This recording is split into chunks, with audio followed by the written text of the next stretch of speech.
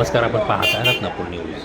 लातूरपासून जवळच असलेल्या खंडापूर जवळील कृषी उत्पन्न बाजार समितीच्या मोकळ्या मैदानावर वारकऱ्यांचा कुंभमेळा या ठिकाणी भरलेला आहे.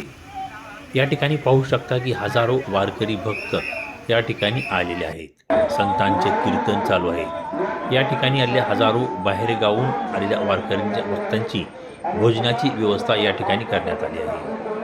तुम्ही पाहू शकता वारकऱ्यांसाठी गरम गरम जेवण या ठिकाणी केले जात आहे. हजारो भाविकांना या ठिकाणी जेवणाची व्यवस्था केलेली आपण पाहू शकता.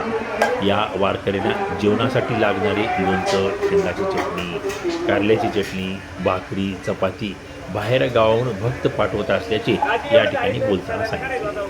प्रत्येक वारकऱ्यांच्या तोंडापर्यंत घास पोहोचण्यासाठी लातूरसह परिसरातील गावातील सामाजिक संस्था, गणेश मंडळाचे हजारो कार्यकर्ते या ठिकाणी काम करत असल्याचे पाहू शकता. पहिल्याच दिवशी 2 लाख भाविकांनी महाप्रसाद म्हणजे जेवणाचा लाभ घेतला असल्याचे बोलताना सांगितले. काय सांगाल, या ठिकाणी येणाऱ्या भक्तांच्या प्रसादाची काय व्यवस्था आहे? रामकृष्ण हरी. माझं नाव पंडितराव लखनगिरी. 1 वर्षापासून ह्या सप्त्याचं नियोजन चालू होतं. आजच्या तारखेमध्ये जवळजवळ दुपारी 1 लाख आणि आता 1 लाख लोकांचा स्वयंपाक केलेला आहे. अन्नदान 24 तास चालू आहे आपलं. आणि आजचा दिवस पूर्ण औसा तालुक्याला होता.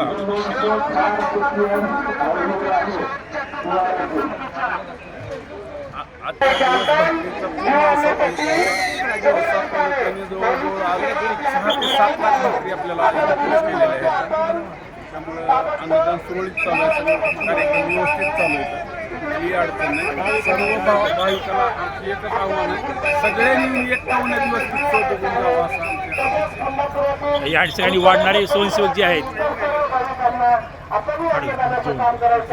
स्वयंसेवक कुठले आहेत यासाठी? टोटल आमच्या गाव महिला पुरुष सगळे स्वयंसेवक गावातले आहेत. इथं जी मुक्कामाला आहे ती लोक वाढण्यासाठी 24 तास चालू आहे. आणि इथं टोटल वार्डात ही भारतीय बैठक पद्धतीने जेवण चालू आहे. इथं बफे नाही किंवा कुणाची गैरसोय नाही. पाण्याचं फिल्टर पाणी 24 तास चालू आहे. जेवण व्यवस्थित चालू आहे. जेवणाचा टाइम काय ठेवला तुम्ही? जेवण सकाळी 8ला एकदा नाश्ता, 8 ते 9 नाश्ता. हो श्यामराव, 2 मिनिट बाईक चालू आहे. हो 8 ते 9 नाश्त्याचा काही वेळ आहे. 10 वाजल्यापासून संध्याकाळी 12 वाजेपर्यंत कंटिन्यू अन्नदान चालू आहे. थँक्यू.